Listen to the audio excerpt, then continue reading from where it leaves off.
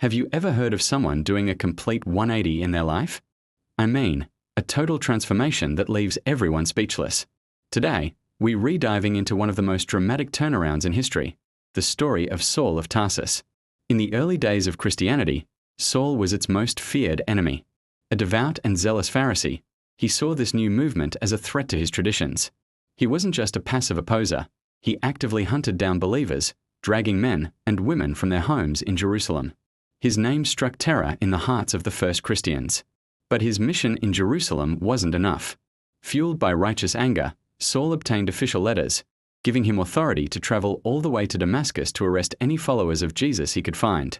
He set out on that journey, convinced he was doing God's work. On the road to Damascus, something extraordinary happened.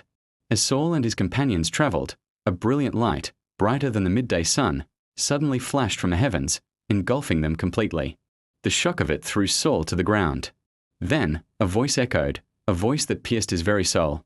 "Saul, Saul, why do you persecute me?" Trembling, Saul asked, "Who are you, Lord?"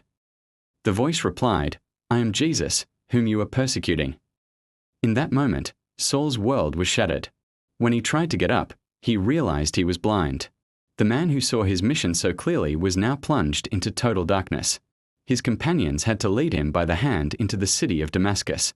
For 3 days, Saul remained in darkness, without food or water, contemplating the voice that had changed everything. Meanwhile, in Damascus, a disciple named Ananias received a vision from the Lord, telling him to find Saul. Ananias was terrified. He knew Saul's reputation, but he obeyed.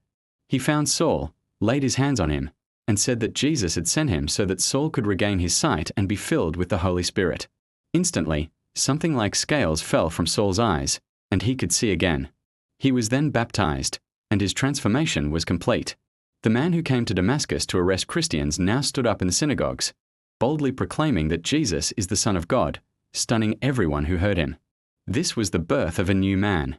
Saul, now known as Paul, would become the greatest missionary the world has ever known.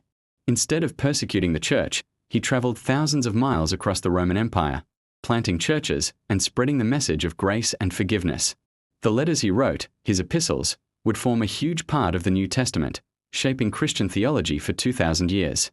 From the church's greatest enemy to its most passionate apostle, it's a powerful reminder that no one is beyond the reach of a second chance. Thanks for watching. If you found this story as incredible as I do, hit that like button and subscribe for more. See you next time.